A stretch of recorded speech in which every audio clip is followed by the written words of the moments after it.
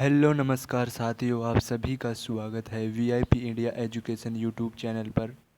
और आज आरडब्ल्यू की रेलवे विज्ञान बुक में केमिस्ट्री का चैप्टर नंबर फर्स्ट पदार्थ एवं उसके गुण का पार्ट नंबर सेकंड है। ये पहला पार्ट कराया जा चुका है, जिस प्ले लिस्ट से देख सकते हैं आप। इसमें है मिश्रण।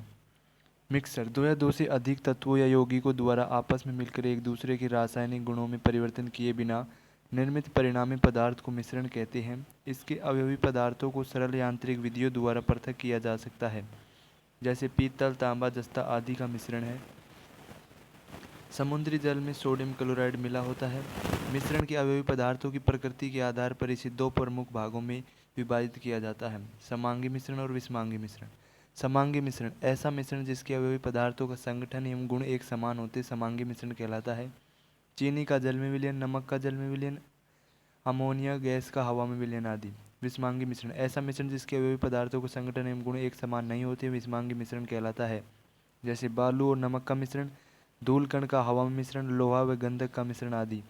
मिश्रण और यौगिक में अंतर क्या है?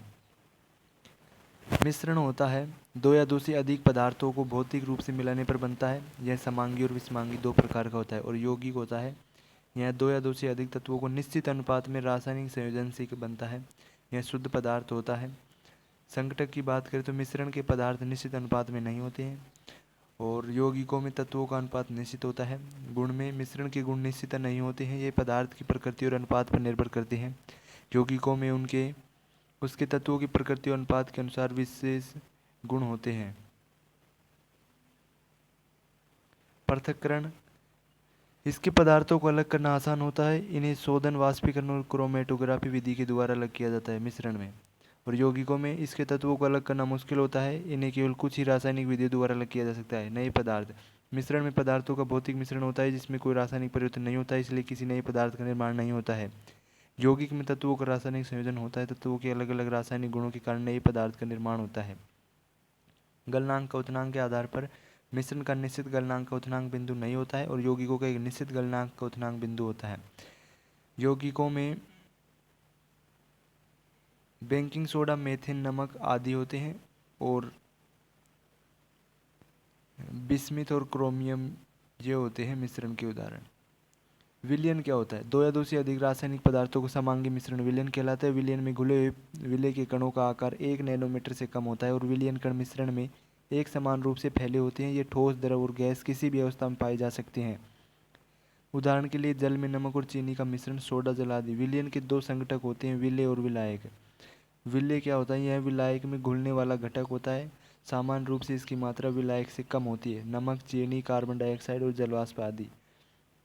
नोट: जल में किसी विलेय या अन्य घुलनशील पदार्थ को विलेय पर मिलाने पर क्वथनांक बढ़ जाता है, क्योंकि सतह पर उपस्थित विलेय अणु जल के वाष्पन की दर को कम करता है।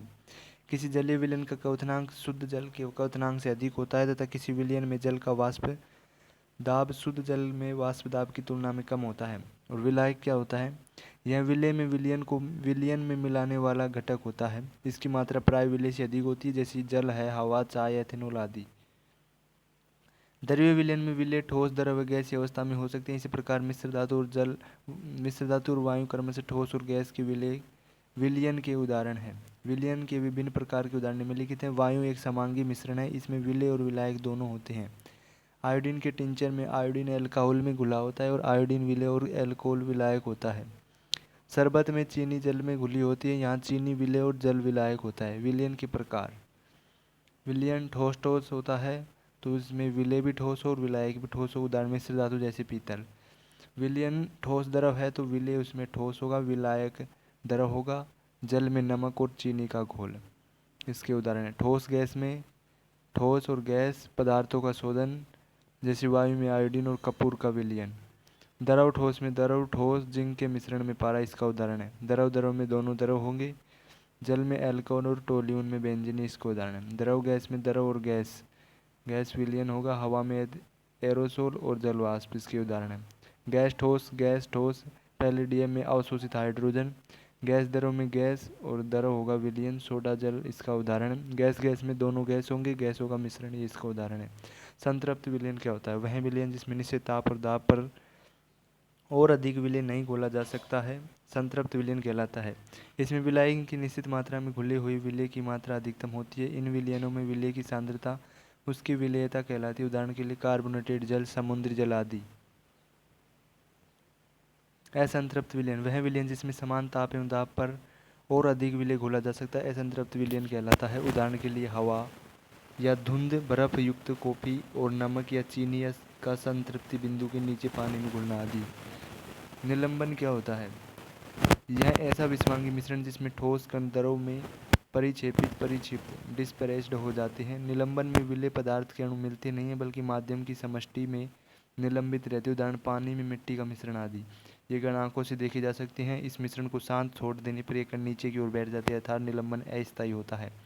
कोलाइड क्या होता है? कोलाइड एक विषमांगी मिश्रण है जिसमें इसके कण विलयन में समान रूप से फैले होते हैं। ये कण निलंबन के कणों की अपेक्षा छोटे होते हैं, इसी कारण इन्हें हम नग्न आंखों से नहीं देख सकते, किंतु ये प्रकाशीय कण को आसानी से फैला देते हैं। इससे प्रकाश पुंज का पथ दिखाई देता है। इस कणों को जब शांत छोड़ देते हैं, कण तल पर बैठ जाते हैं। इन्हें पृथक करने के लिए अपकेंद्रण विधि का उपयोग किया जाता है। कोलाइडी विलयन में विलय पदार्थ की तरह के घटक को परिक्षेपित या परिक्षेपित कहा जाता है, परावस्था कहा जाता है, और वह घटक जिसमें परिक्षिप्त परावस्था निलंबित रहती है परिक्षेपण माध्यम कहते हैं। कोलाइड के उदाहरण है ठोस सोल में परिक्षिप्त परावस्था ठोस होगी, परिक्षेपण माध्यम ठोस होगा। उदाहरण जैसे रंगीन पत्थर, दूध या कांच। इमल्सन पायस में द्रव होंगे दोनों, दूध, आइसक्रीम इसके उदाहरण। जेल में द्रव ठोस होगा, जेली, पनीर, मक्खन इसके उदाहरण है। ठोस फॉर्म में गैस और ठोस होगा, रबड़, स्पंज, प्यूमिस इसके उदाहरण। सोल में ठोस द्रव होगा, मैग्नीशियम, मिल्क और कीचड़ी इसके उदाहरण है। फोम में गैस द्रव होगा, शेविंग क्रीम इसकी उदाहरण है। ठोस एरोसोल में ठोस गैस होगा, धुआं, वाहनों का धुआं इसके उदाहरण है। एरोसोल में द्रव गैस, कोहरा, कुहासा, बादल इसके उदाहरण है। विलयन, निलंबन और कोलाइड की बीच तुलना। विलयन साफ, पारदर्शी और समांगी इसकी अवस्था होती है। निलंबन की धुंधला और विषमांगी मिश्रण जिसमें कम से कम दो पदार्थ दिखाई देते हैं। कोलाइड में धुंधला और विषमांगी होता है। विलय कणों के आकार के आधार पर 1 नैनोमीटर से कम होता है विलयन, और निलंबन 100 नैनोमीटर से अधिक होता है। कोलाइड 1 नैनोमीटर से 100 नैनोमीटर के बीच। प्रकाश का प्रभाव। प्रकाश बिना किसी परावर्तन के कणों के माध्यम से गुजरता है और प्रकाश का प्रभाव अलग अलग होता है। प्रकाश इसके कणों के कारण परावर्तित होता है। कोलाइड में टिंडल प्रभाव नहीं होता है, किसमें? विलयन में। और निलंबन और कोलाइड में होता है। दृश्यता, इसके कण अल्ट्रा माइक्रोस्कोप में भी दिखाई नहीं देते हैं। इसके कण नग्न आंखों से दिखाई देती है और इसके कण अल्ट्रा माइक्रोस्कोप से दिखाई देते हैं। अवसादन नहीं होता है, शांत छोड़ने पर कण नीचे बैठ जाते हैं और इसमें नहीं होता है। टिंडल प्रभाव, इसकी खोज टिंडल नामक वैज्ञानिक ने की थी। इस प्रभाव के अंतर्गत जब प्रकाश की किरण कोलाइड या निलंबन से गुजरती है तो परिक्षेपित परावस्था के कणों के द्वारा प्रकाश फैल जाता है, इसलिए किसी माध्यम से गुजरते समय प्रकाश का मार्ग दिखाई देता है। जैसे कमरे में एक छोटे छिद्र या रोशनदान से आने वाले प्रकाश में टिंडल प्रभाव देखा जा सकता है। घने जंगल में पेड़ों के पत्तों से सूर्य की किरणें गुजरने पर टिंडल प्रभाव देखा जा सकता है। मिश्रण के घटकों का पृथक्करण। मिश्रण के घटकों का पृथक्करण निम्न विधियों द्वारा किया जाता है। अपकेंद्रण, वाष्पीकरण, आसवन, निस्तारण, ऊर्ध्वपातन, अवसादन, क्रिस्टलीकरण, परासरण, क्रोमेटोग्राफी, विपरीत परासरण। जिसमें अपकेंद्रण होता है जब किसी द्रव में उपस्थित कणों का आकार इतना छोटा हो कि वह छानन पत्र के छिद्रों के आर पार हो जाए, तो ऐसी स्थिति में छानन विधि के माध्यम से कणों को पृथक नहीं किया जाता है। ऐसे मिश्रण को तीव्र गति से घुमाया जाता है जिससे भारी कण नीचे बैठ जाती है और हल्के कण ऊपर रह जाते हैं। इस विधि को अपकेंद्रण कहते हैं। दूध से क्रीम निकालने में, वॉशिंग मशीन से कपड़े सुखाने में, जांच प्रयोगशाला में रक्त और मूत्र की जांच करने के लिए। वाष्पीकरण क्या होता है? इस विधि द्वारा ठोस पदार्थ एवं द्रव के मिश्रण को पृथक किया जाता है। विलयन से विलायक और विलय को पृथक करने में, जैसे चीनी और पानी को पृथक करना, कॉपर सल्फेट के विलयन से कॉपर सल्फेट के क्रिस्टल को पृथक करना आदि। समुद्री जल से नमक को पृथक करना इसके उपयोग है। ऊर्ध्वपातन। ऊर्ध्वपातन एक भौतिक रासायनिक प्रक्रिया है जिसमें कोई पदार्थ अपनी ठोस अवस्था से सीधे गैस में परिवर्तित हो जाता है। इस पूरी प्रक्रिया के दौरान पदार्थ की अवस्था किसी मध्यवर्ती द्रव अवस्था में परिवर्तित नहीं होती। उदाहरण के लिए कपूर, आयोडीन, नैफ्थलीन आदि। इसलिए ऊर्ध्वपातन विधि का उपयोग ऐसे मिश्रण के घटकों को अलग करने के लिए किया जाता है जिसमें ऊर्ध्वपातित, वाष्पशील, ठोस और गैस ऊर्ध्वपातित अशुद्धता होती है।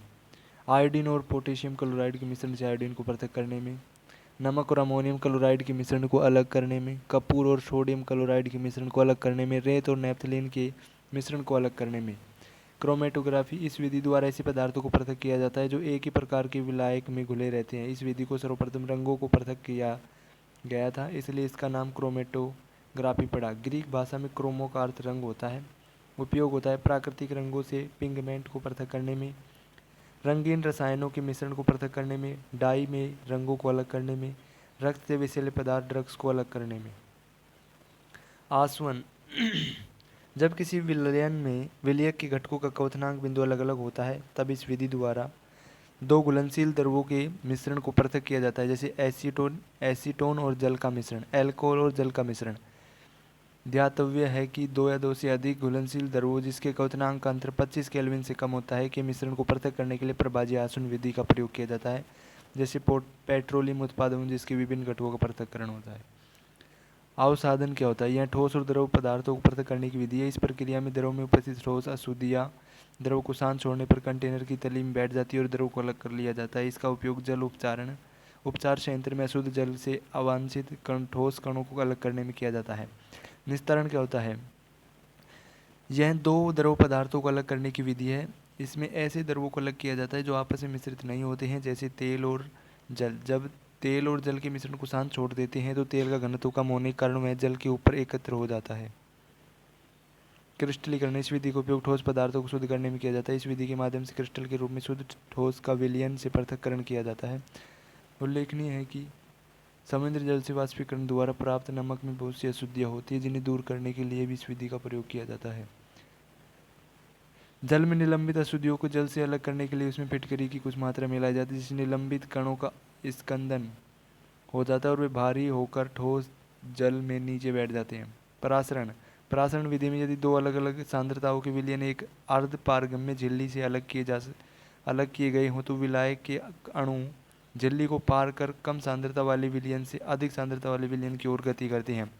परासरण के प्रक्रम में किसी भी विलायक में प्रवाह या प्रसरण तनु विलयन से सांद्र विलयन की ओर होता है, तनु से सांद्र की ओर होता है। यह एक स्वतःस्फूर्त भौतिक क्रिया है। इसमें अर्धपारगम्य झिल्ली द्वारा अलग किए गए विलयनों से सांद्रता की भिन्नता के कारण परासरण दबाव उत्पन्न होता है, जैसे किशमिश को जल में रखने से इसका फूल जाना, इसका उदाहरण है परासरण का।